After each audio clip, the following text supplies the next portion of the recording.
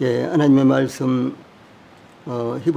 출애굽기 7장 6절부터 10절입니다.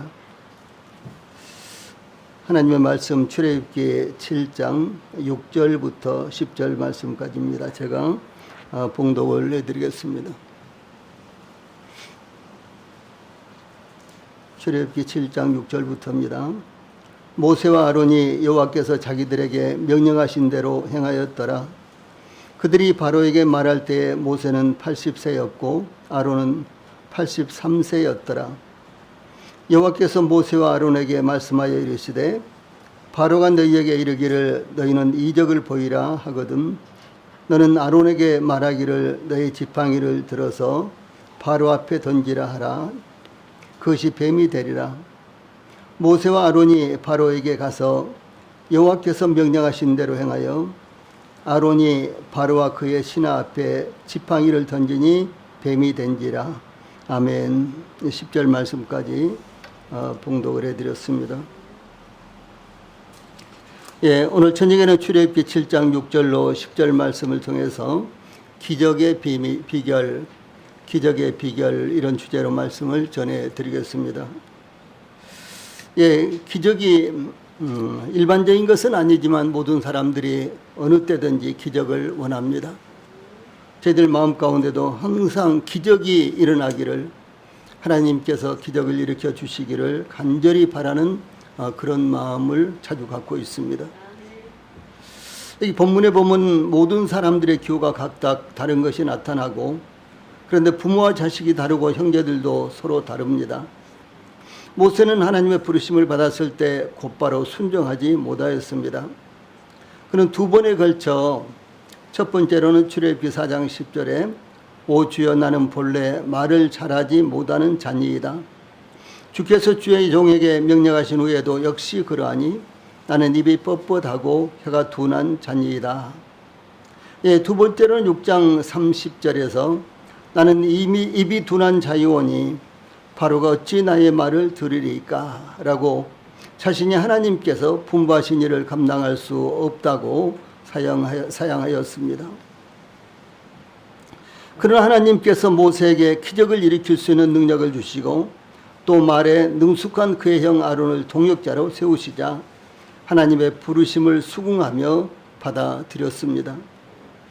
그런데 하나님께서 모세가 하나님의 이적과 표징을 많이 행할지라도 애굽왕 바로가 모세의 말을 듣지 않을 것이라고 거듭 말씀하시고 하나님께서 7장 4절에 내가 내 손을 애굽에 뻗쳐 여러 큰 심판을 내리고 내 군대 내 백성 이스라엘 자손을 그 땅에서 인도하여 낼지라 라고 많은 과정이 필요하다는 것을 예고하셨습니다.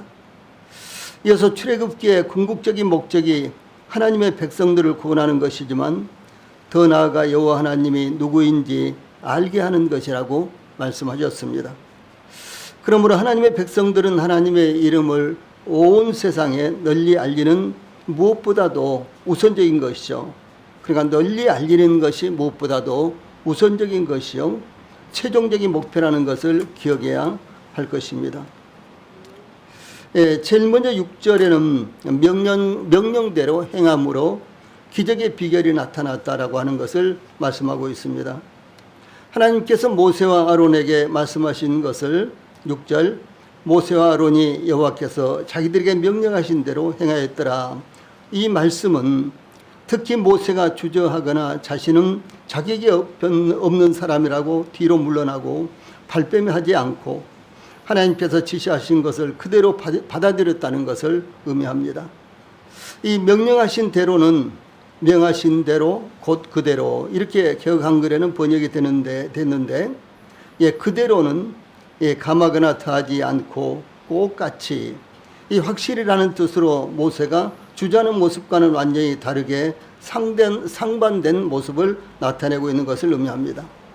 지금 모세는 6장 30절에서 나는 입이 둔한 자요원이 바로가 어찌 나를 들으리까 라고 의구심이 가득 찬 생각을 갖고 있었습니다. 그러나 이제 모세와 아론은 하나님께서 자기들에게 명령하신 그대로 행하였던 것입니다.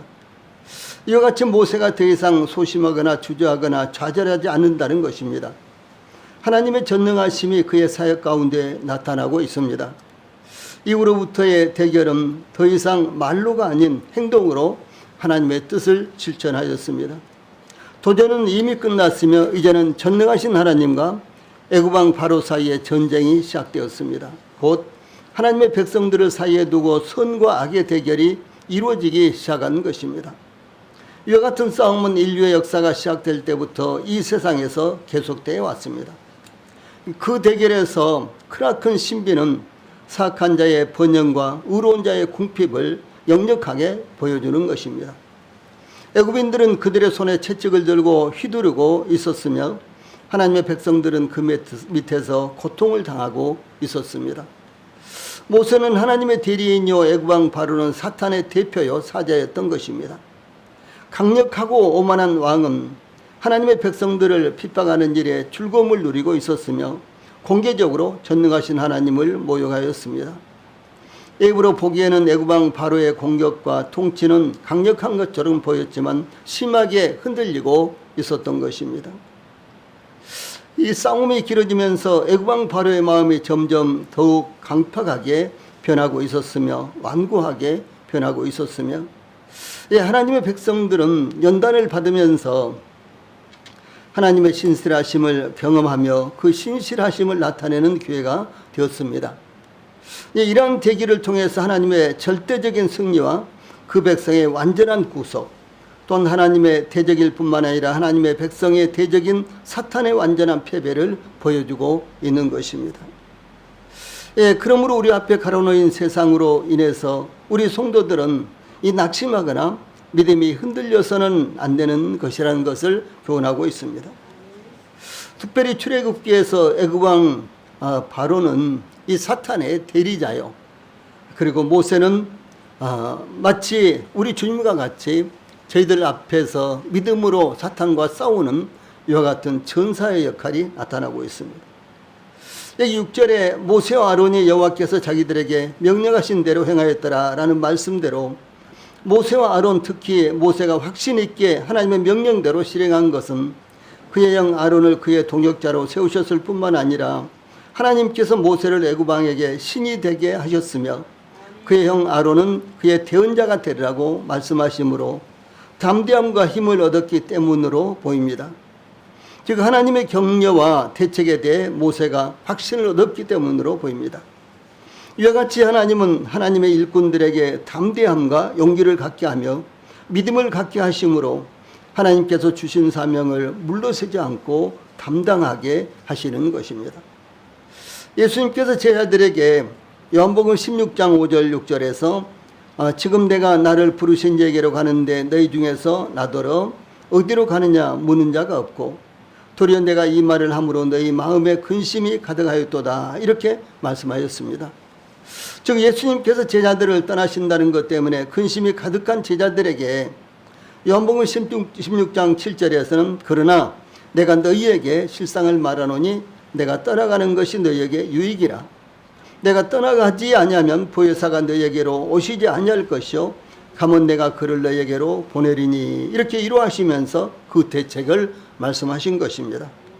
또한 제자들에게 요한복음 16장 22절에 지금은 너희가 근심하나 내가 다시 너희를 보리니 너희 마음이 기쁠 것이요 너희 기쁨을 빼앗을 자가 없느니라 이렇게 말씀하셨습니다. 주 예수님께서 십자가에 못 박혀 죽으시고 부활하셨다는 이와 같은 말씀을 듣고서도 제자들은 여전히 침울했습니다. 여전히 불안했고 초조했습니다. 그런데 주 예수님께서 부활하시자 그들은 기쁨이 만기했고 그때부터 참으로 그들이 힘을 얻어서 주님의 일을 감당했는데 오순절에 성령님까지 보내주심으로 말미암아 제자들은 전에는 상상도 할 수 없었던 용기와 담대함 그리고 능력으로 하나님의 이 복음을 위해서 증인으로서의 삶을 살았던 것입니다. 예수님께서 제자들을 떠나가신다는 이와 같은 말을 제자들이 듣자 근심이 가득했을 것입니다. 그러나 예수님께서 제자들의 근심과는 달리 제자들은 그들이 가진 기쁨을 빼앗을 자가 없을 것이라고 주님께서 제자들에게 이루어하신 것입니다. 또한 제자들이 갈릴리로 가서 예수님의 명령하신 대로 이 산에 이르러 예수님께 경배하였지만 이 승천하실 그때까지도 오히려 의심하는 자도 있었다. 이렇게 기록되어 있죠. 예수님께서 먼저 제자들에게 하늘과 땅의 모든 권세를 내게 주셨으니 마태복음 28장 18절이죠. 이렇게 예수님이 어떤 위치에 계신지 말씀하신 후에 마태복음 28장 19절 20절에서 그러므로 너희는 가서 모든 민족을 제자로 삼아 아버지와 아들과 성령의 이름으로 세례를 베풀고 내가 너희에게 분부한 모든 것을 가르쳐 지키게 하라. 이렇게 사명을 주셨으며 그 사명을 감당할 수 있도록 20절 후반절에 볼지어다 내가 세상 끝날까지 너희와 항상 함께 있으리라. 이렇게 격려하신 것을 볼 수가 있습니다. 예수님께서 승천하실 때 사도행전 1장 8절 후반절에 예루살렘과 온 유대와 사마리아와 땅끝까지 이르러 내 증인이 되리라. 이렇게 예수님의 증인으로서의 순교적 사명을 살도록 명령하시기 전에 사도행전 1장 8절 전반절에 오직 성령이 너희에게 임하시면 너희가 권능을 받고라고 먼저 말씀하셨습니다. 마치 모세를 애굽왕 바로 앞에 보내시기 전에 기적을 행할 수 있도록 능력을 주셨으며 그의 대변자로서 그의 형 아론을 동역자로 세우신 것과 같이 제자들도 역시 제자들을 파송하기 전에 먼저 그들에게 능력을 주시고 또 주 예수님께서 함께 하시겠다 이렇게 말씀하신 것을 볼 수가 있는 것입니다. 이스라엘 백성들이 출애굽하여 광야 40년을 마치고 이제 요단강만 건너가면 하나님께서 이스라엘에게 약속하신 약속의 땅에 진입하게 되는데 하나님께서 모세를 데려가시고 그의 후계자로 여호수아를 세우셨습니다. 가장 중요한 물론 광야 40년 출애굽까지 광야 40년 그 어느 때든지 모세가 지도자로 이스라엘 백성들을 인도하는 것은 정말로 중요했습니다. 그런데 더 중요한 것이 이제 요단강을 건너 진짜로 하나님께서 약속하신 그 가나안 땅을 정복하는 일이었습니다. 그런데 그 일을 앞두고 하나님께서 모세를 데려가셨어요. 다시 말해서 이스라엘 백성들이 이 모압 평지에 이르렀을 때 이제 요단강만 건너가면 하나님께서 약속하신 가나안 땅 이스라엘 백성들이 40년 동안이나 그 땅을 향해서 여러 가지 이 고난을 겪으면서도 앞으로 소망 가운데서 나아갔던 그 땅, 바로 그 땅이 가나안 땅이요 소망의 땅이었습니다. 그런데 이제 요단강만 건너가면 되는데 바로 그때 하나님께서 모세를 데려가신 거예요. 이스라엘 백성들의 이 낙심이 얼마나 컸겠습니까? 이스라엘 백성들의 그 낙심이요 정말 말로 표현할 수 없도록 컸던 것입니다. 그런데 이와 같은 이제 상황에 처했을 때 이 여호수아로서는 어떻게 이스라엘을 인도해야 할지, 요단강은 어떻게 건너야 할지, 가나안 정복은 어떻게 해야 할지 아무것도 대책이 없었습니다. 이와 같은 상황에 처한 여호수아에게 여호수아서 1장 2절에 보면 내 종 모세가 죽었으니 이제 너는 이 모든 백성과 더불어 일어나 이 요단을 건너 내가 그들 곧 이스라엘 자손에게 주는 그 땅으로 가라. 이렇게 사명을 주셨습니다.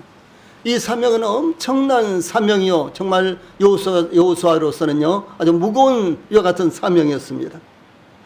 그런데 하나님께서 여호수아에게 또 이렇게 말씀하셨어요. 여호수아서 1장 3절로 7절 말씀, 아주 긴 말씀입니다. 여기 보면은 내가 모세에게 말한 바와 같이 너희 발바닥으로 밟는 곳은 모두 내가 너희에게 주었노니 곧 광야와 이 레바논에서부터 큰 강 곧 유브라데 강까지 해쪽 속의 온 땅과 또 해지는 쪽 대해까지 너희의 영토가 되리라. 내 평생에 너를 능히 대적할 자가 없으리니 내가 모세와 함께 있었던 것 같이 너와 함께 있을 것임이니라. 내가 너를 떠나지 아니하며 버리지 아니하리니 강하고 담대하라. 너는 내가 그들의 조상에게 맹세하여 그들에게 주려 한 땅을 이 백성에게 차지하게 하리라. 오직 강하고 극히 담대하여 나의 종 모세가 내게 명령한 그 율법을 다 지켜 행하고 우로나 좌로나 치우치지 말라. 그리하면 어디로 가든지 형통하리니. 이렇게 힘을 주셨고 또 격려하셨습니다. 다시 말해서 이제 하나님께서 어떤 지도자를 이제 세우시고 그에게 사명을 이제 주시면서요, 동일하게 그가 감당할 수 있는 능력과 담대함과 용기를 주신다라고 하는 사실입니다. 이것이 하나님의 방법입니다. 예, 사명을 주시면 하나님께서 반드시 그 사명을 감당할 수 있는 능력을 주시고 격려하신 것입니다. 그러므로 저희들도 하나님께서 저희들을 부르신 사명을 감당하는데 두려움이나 염려에 쌓이지 말고 하나님께서 그것을 감당할 수 있는 능력을 허락하신다는 것을 기억하셔야 하는 것입니다. 다음에 7절에서는 모세와 아론의 나이에서 이제 기적의 비결이 나타난다라고 하는 사실입니다. 7절 이 본문은 갑작스럽게 모세와 아론의 나이를 밝히고 있는데 그들이 바로에게 말할 때에 모세는 80세였고 아론은 83세였더라. 이렇게 증가하고 있습니다. 모세가 애굽왕 바로에게 나아가 하나님의 말씀을 전할 때에 모세의 나이가 80세요. 그의 형 아론의 나이는 83세라는 것입니다. 예, 모세의 나이는 모세가 죽을 때 나이 120세였으나 그의 눈이 흐리지 아니하였고 기력이 쇠하지 아니하였더라. 신명기 34장 7절 말씀입니다. 이렇게 죽을 때의 나이가 120세였다는 것을 밝히고 있습니다. 그러므로 모세의 나이는 각각 세 단계로 구분할 수 있는데 애굽의 공중생활 40년, 미디안 광야에서의 도피생활 40년, 출애굽 이후의 광야생활 40년입니다. 이 스데반은 산헤드린에서 증거를 통해 모세의 나이에 대해 모세의 나이가 40이 되매 그 형제 이스라엘 자손을 돌볼 생각이 나더니 사도행전 7장 23절 말씀입니다. 이렇게 모세의 나이 40세가 되었을 때까지 애굽의 공중생활이 이어졌으며 그 미디안 광야의 도피 생활을 시작하여 하나님의 부르심을 받을 때까지 또다시 사도행전 7장 30절에 40년이 참해 천사가 시내산 광야 가시나무 떨기 불꽃 가운데서 그에게 보이거늘 이렇게 이 40년이었다는 것을 증가하고 있습니다. 예, 그래서 모세는 40년, 40년, 40년. 그래서 처음 40년은 그야말로 육신의 삶이었습니다. 그리고 두 번째 40년은 준비하는 40년이었습니다. 그리고 나머지 40년은 이제 모세가 직접 일선에서 하나님의 뜻을 따라 사해가는 이와 같은 40년이었다라고 하는 것입니다. 참 중요한 의미가 담겨져 있다고 생각합니다.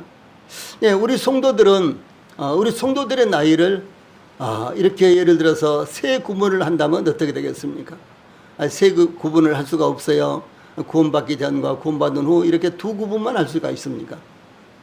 우리 성도들은 어떻게 우리 성도들의 생애를 이렇게 구분을 할 수 있습니까?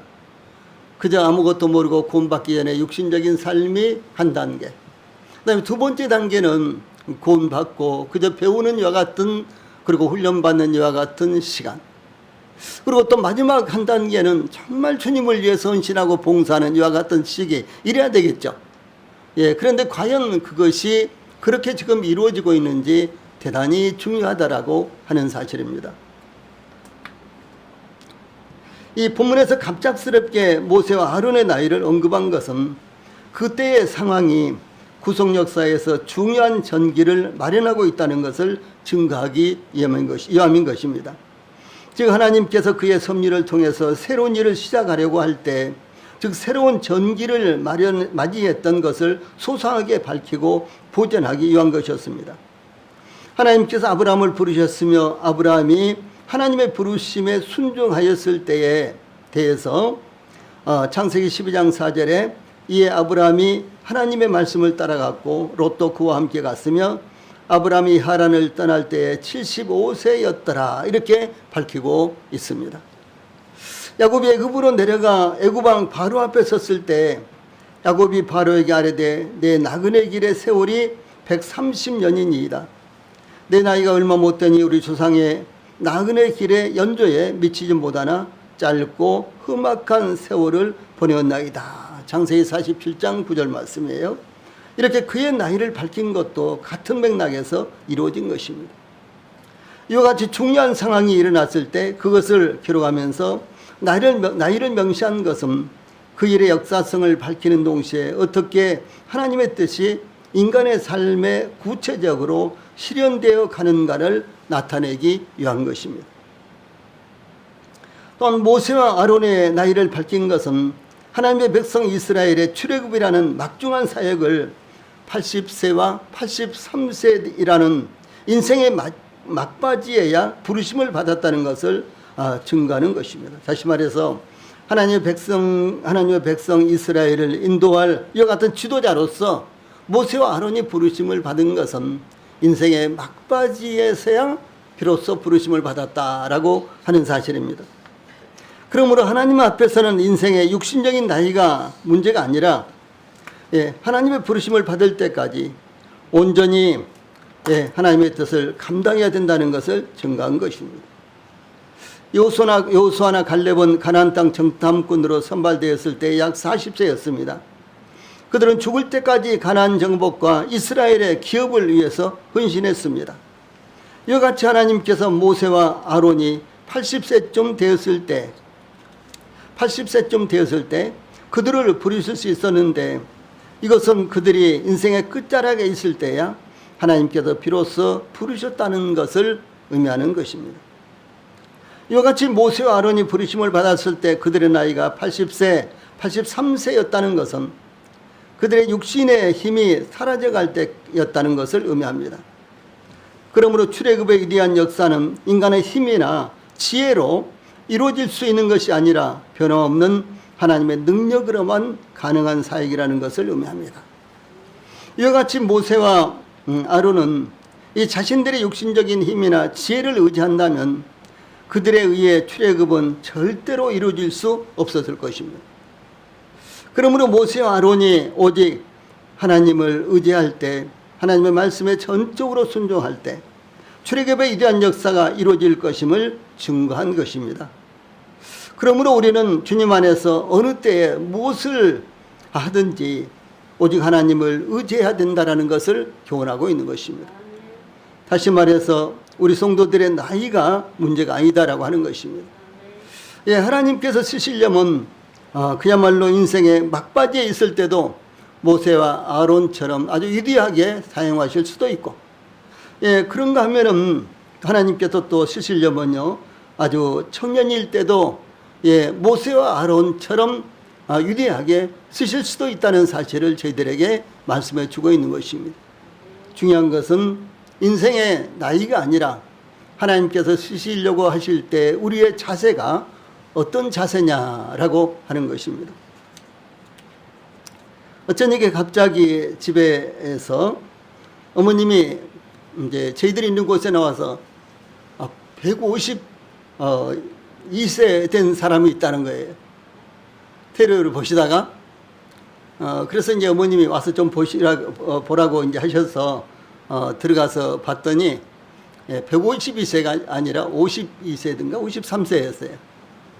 그런데 이제 텔레비에서 뭐라고 나오는 거는 이 사람은 일반 사람보다도 3배가 빨리 졸업을 한다는 거예요.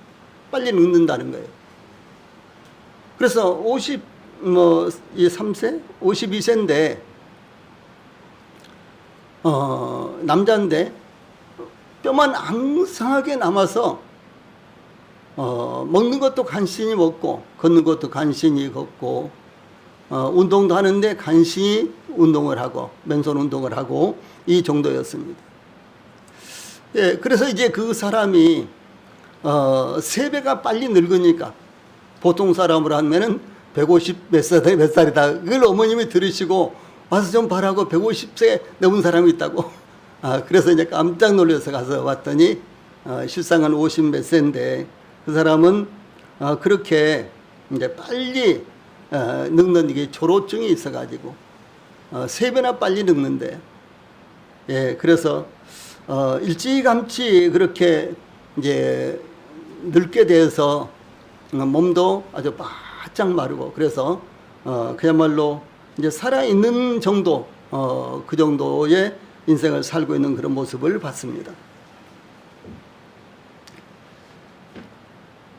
그래서 이와 같이 모세와 아론이 이 부르심을 받았을 때 그들의 나이가 80세요 83세였다는 것은 육신의 힘이 사라질 때였지만은, 그러나 하나님께서 그들을 부르시는 시기는 이와 같이 인생의 막바지였지만, 그러나 이스라엘 역사 가운데서 가장 위대한, 그리고 성경에서 역사에서도 가장 위대한 일을 그들이 감당을 했다라고 하는 사실입니다. 세 번째로 8절로 10절에서는 자기 생각을 포기함으로, 자기 생각을 던져버림으로 기적의 비결이 이렇게 나타나고 있습니다.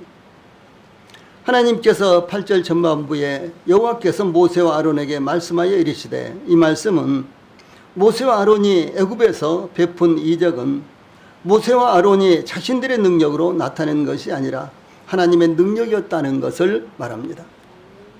이 본문에는 모세와 아론이 베푼 이적이 애굽왕 바로의 현인들과 마술사들이 베푼 이적의 대결이 이루어지고 있습니다. 그러니까 모세와 아론이 베푼 이적과 애굽왕 바로의 현인들과 마술사들이 베푼 이적의 대결이 이루어지고 있습니다. 하나님께서 모세와 아론에게 9절에 너희는 이적을 보이라 하거든 너는 아론에게 말하기를 너의 지팡이를 들어서 바로 앞에 던지라 하라. 그것이 뱀이 되리라. 이렇게 지시하셨습니다. 애굽왕 바로가 모세와 아론에게 너희는 이적을 보이라 이렇게 이제 요구한 것은 그들이 하나님의 부르심을 받아 하나님의 능력으로 애굽왕 바로에게 요청하고 있는지 증명해 보라라고 하는 것입니다. 이 애굽왕 바로는 너희가 과연 너희들의 하나님 여호와의 부르심을 받았고 그 명령을 지금 따라서 나를 찾아왔다면은 너희 신의 그 신이 너희들을 부르시고 너희들과 역사하는 것을 증명해 보라 이렇게 지금 요구하고 있는 것입니다. 그래서 이적을 보이라 이렇게 한다는 것이죠.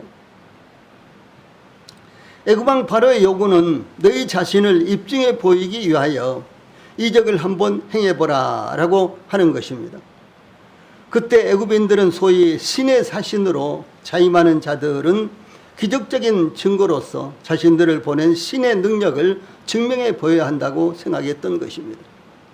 그래서 이제 신의 제사장이다라고 애굽 사람들이 여러 가지 신을 섬겼죠. 그런데 그 신의 제사장이다 이렇게 생각하는 사람들, 그렇게 이제 자신을 주장하는 사람들은 신의 대리인으로서 여러 가지 이제 이적들을 행했습니다.